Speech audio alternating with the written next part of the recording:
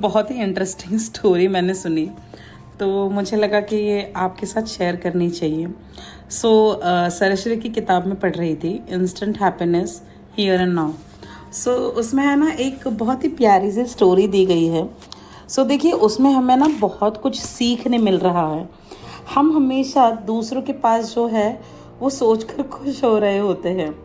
देखिए, निसर्ग जो होता है, जो भी हमारा नेचर है, उसकी जो खेल है ना, वो बहुत जादुई और रहस्यमयी और हमें सम टाइम है ना बहुत आश्चर्यचकित कर देते हैं।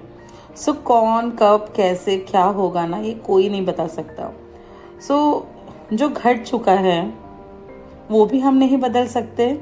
जो होने वाला है यानी हमारा भविष्य, उसकी भी कोई सीमा नहीं होती। तो जो हमारा प्रेजेंट है ना, उसी में बस सेटिस्फैक्शन होता है। देखिए, हमें है ना समझना होगा कि अगर यहाँ बहुत सारी बीमारियाँ हैं तो उन सब पे मेडिसिन्स भी नेचर में उपलब्ध है। अगर यहाँ हमारे शरीर को बंधन है तो समुंदर अथांग है। अगर हम इम्पेशेंट होते हैं तो यहाँ कभी कभी हमें संयम भी सिखाया जाता है। अगर पराजय है तो विजय भी होता है। इस दुनिया में हमें एक जादू सीखनी होगी, वो है किसी भी चीज़ को एक्सेप्ट करना यानी स्वीकारना, उसकी मैजिक। अगर ये हमने सीख लिया ना, तो कोई भी कितनी भी बड़ी समस्या हो, हम इजीली और सिंप्लिसिटी के साथ उसको बस अगर एक्सेप्ट करेंगे ना, तो भी हम हमारे जीवन में हैप्पी रह पाएंगे। एक अटूट नाता होता है हमारा और नेचर का, तो हमें स्वीकारना सीखना ही होगा। क्योंकि नेचर में अगर कोई भी चीज़ हो रही है तो वो हमें कुछ ना कुछ सिखाने ही आ रही है। हमें अगर हमारे जो भी समस्याएं हैं उनका आंसर चाहिए तो वो हमें अब में ढूंढना होगा। ठीक है। एक किस्सा वो बताते हैं कि रामलाल की पत्नी होती है जो पहली बार ही अपने मैके जा रही होती है। जब मैके वो जा रही थी तो उसे लगता है कि मुझे ना एक अच्छा सा ड्रेस ले लेना चाहिए, अच्छी सी साड़ी ले लेनी चाहिए। तो रामलाल ने कहा कि हाँ ले लो। तो उसने कुछ बोला कि नहीं, मुझे कुछ गिफ्ट्स भी चाहिए। तो उसके पति ने कहा कि अच्छा क्या चाहिए तुम्हें? तो उसने बोला अगर मेरे पास सोने का हार होगा तो मैके में सब कितनी तारीफ करेंगे ना, सब मेरे ही बारे में बोलेंगे और मुझे बहुत अच्छा महसूस होगा। तो रामलाल ने कहा मेरे पास तो इतने पैसे नहीं हैं, अब क्या करूं? तो उसने कहा कि ये मेरी 2 बंगड़ी रख लो, इसे तुम तोड़ देना और इसी को एक्सचेंज करा के तुम एक छोटा सा हार मेरे लिए अच्छा सा बना लेना। रामलाल सोनार के पास जाता है। सोनार बोलता है कि 2 बंगड़ियों में जैसा चाहिए वैसा हार बड़ा वाला नहीं बन सकता, उसके लिए तुमको और पैसे ऊपर से देने पड़ेंगे। सोनार ने ना उसको नकली हार दिखाना शुरू कर दिया। वो ना एकदम असली सोने जैसे ही लग रहे थे। सोनार ने उसको कहा कि ये नकली हार है, तू इससे तेरा टाइम जो है ना वो मैनेज कर सकता है और असली लेने की ज़रूरत नहीं है, तेरे पैसे भी बच जाएंगे। रामलाल ने कहा आइडिया तो अच्छा है, थैंक यू। वो छोटा सा, थोड़ा बड़ा भी दिखने वाला लेकिन बहुत अच्छा, लेकिन नकली नहीं दिखने वाला हार वो लेकर आता है। पत्नी को वो सब सच्चाई बता देता है। पत्नी को वो बोल देता है कि ये नकली हार है, बट तू तेरे मैके चली जा और वो हार दिखाना। और उसकी पत्नी भी मतलब अच्छी थी, समझदार थी, तो वो लेकर चली गई। तो जैसे ही वो गई मैके तो उसको वहाँ उसकी भाभी मिली। भाभी को वो हार इतना पसंद आया कि उसने अपने पति श्यामलाल के पास बोला कि नहीं, मुझे भी वैसा ही हार चाहिए। तो वो भी सोनार के पास जाता है। तो सोनार उसको बोलता है कि देख, आजकल ना खोटे हार का ज़माना है, तो अगर चाहिए तुझे तो ये नकली वाला लेके जा जो एकदम असली जैसा लगेगा और तेरे पैसे भी बच जाएंगे। उसके पास भी पैसे नहीं थे, तो उसने वो जो बेंटेक्स का हार आता है वो चूज़ कर लिया और वो अपने घर लेकर चला गया। उसने जाकर पत्नी को सच बता दिया कि देख, ये हार नकली है लेकिन अभी तेरा काम हो जाएगा। वो हार देखकर है ना उसकी पत्नी खुश हो गई। सो श्यामलाल की पत्नी ने भी वो स्वीकार किया हार। और एक दिन क्या हुआ कि रामलाल की पत्नी नहाने के लिए बाथरूम में गई थी। सो वहां उसकी और भाभी के हार की अदला बदली हो गई। सो ये सोचकर वो खुश हो रही थी, क्योंकि इसको भी नहीं पता इसका हार नकली है, इसको भी नहीं पता इसका हार नकली है। उसे लग रहा है इसका हार असली है, इसे लग रहा है इसका हार असली है।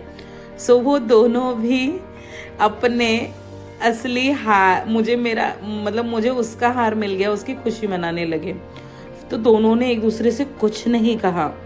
सो दूसरे दिन रामलाल की पत्नी ने अपने को भाभी का असली हार मिल गया, ये उसने एक्सेप्ट कर लिया, और उसने जो अपना हार था वो अपने भाभी के साथ एक्सचेंज कर लिया। सो उसको लग रहा था अब मेरे पास असली हार है।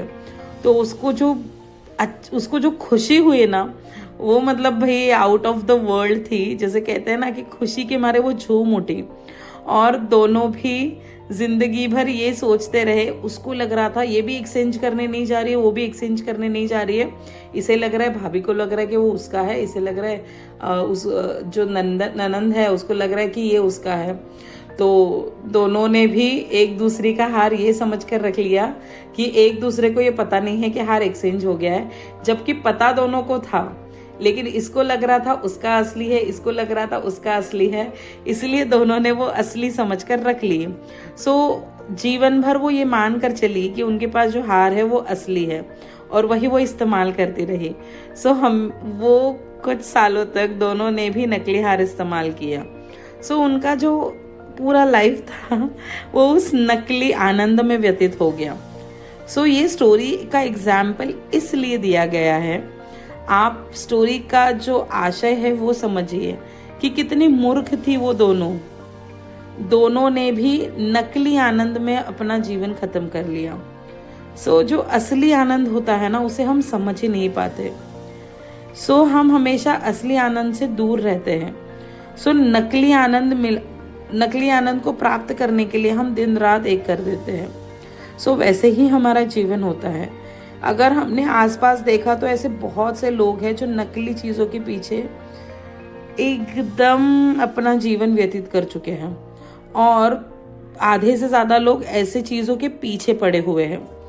सो ये जो समाधान है ये कभी नहीं बदलेगा, क्योंकि ये हमें जीवन में एक्चुअल में चाहिए ही नहीं होता है। सो ये सारी जो चीज़ें होती है ना, इसमें लेखक हमें ये समझाना चाहते हैं कि हमें लगता है कि ये हमें जीवन में चाहिए, वो चाहिए, ये सारी चीज़ें ज़रूरी है, लेकिन उससे भी ज़्यादा ज़रूरी मेडिटेशन होता है, रीडिंग होता है। क्योंकि जब आप पृथ्वी छोड़कर जाओगे ना, तो ये सारी चीज़ें नश्वर है, बट जो ज्ञान आप लेकर जाओगे, जो कर्म आप लेकर जाओगे, वो आपके साथ जीवन भर रहेगा। मृत्यु के पहले भी था, मृत्यु के बाद भी रहेगा, जन्म से पहले भी था और जन्म के बाद भी रहेगा। वो होता है आपका नॉलेज और आपके कर्मास। तो उन पे फोकस करिए। Money is a bio product, वो आपके पास ऑटोमेटिकली आ जाएगा। तो जब आप इन चीज़ों को एक्सेप्ट करते हो ना, तो आप जीवन में बहुत बेहतरीन करने लग जाते हो। सो देखिए, दोनों को भी लग रहा था कि इसका हार असली है, उसका हार असली है। तो हमें हमेशा लगता है कि इसकी लाइफ कितनी अच्छी है, उसे लगता है अरे इसकी लाइफ कितनी अच्छी है। तो एक दूसरों को ही हम बोलते रहते हैं कि अरे मेरी लाइफ नहीं अच्छी, इसकी अच्छी है। ये बोलती है नहीं मेरी अच्छी नहीं, इसकी बहुत ज़्यादा अच्छी है। तो हम सबको दूसरों की ही लाइफ अच्छी लग रही होती है, जबकि हमारी ही जो लाइफ होती है वो बहुत अच्छी होती है। क्योंकि ये सारे सिचुएशन, सोल जर्नी वेबिनार में मैंने यही समझाया था, ये सारे सिचुएशंस हमें पता थे, हमने ही चूज़ किए थे। सो बहुत सारी बातें हैं जो मैं पसंद करती हूँ लोगों को सिखाना। तो जब सोल जर्नी का वेबिनार आएगा ना, तो ज़रूर अटेंड करना। 555 उसका कॉस्ट होता है। ये मैंने इसलिए रखा है क्योंकि 555 is a number of happy changing. So it's a angel number, it's a divine number. और प्राइस जानबूझ के कम रखी है कि ज़्यादा से ज़्यादा लोग सोल जर्नी को समझ पाए। सो अगर आप इंटरेस्टेड हो तो आप अंकिता से कॉन्टैक्ट कर सकते हो। सो नेक्स्ट वेबिनार की डिटेल्स आपको दे दी जाएंगी। और अगर आप 21 दिन मुझसे जुड़ना चाहते हो बहुत सारे मेडिटेशंस, ट्रिक्स एंड बहुत सारी रेमेडीज़ के साथ मैं वो मेडिटेशन का सेशन लेती हूँ, जो रात को वैसे तो हमने हाफ एन आवर का रखा था, लेकिन 1 घंटे से 1.5 घंटा कभी कभी हो जाता है, पता भी नहीं चलता और लोग बहुत खुश हो रहे हैं। तो अगर आप मुझसे जुड़ना चाहते हो 21 दिन के लिए तो ज़रूर आप कांटेक्ट करें, मुझे बहुत खुशी होगी कि आपको कुछ नया सिखाने अगर मुझे मिल रहा है तो। सो कैसी लगी आज की स्टोरी ज़रूर बताना। अगर आप ऐसी ही कहानियाँ सुनना चाहते हो जिसमें आपको लॉजिकली नहीं जाना है, आपको ये सोचना है कि इसमें बोलना क्या था, सो अगर आपने इस आशय को समझ लिया ना तो जीवन बदलने में आपको बहुत आसानी होगी और जीवन जीने में मज़ा भी आने लगेगा। सो कैसा लगा आज का वीडियो ज़रूर बताना और कमेंट करना कि आप नेक्स्ट कौन से टॉपिक पे सुनना चाहते हो। सो तब तक के लिए मैं मिलती हूँ आपको अगले वीडियो में। तब तक के लिए bye bye, God bless you.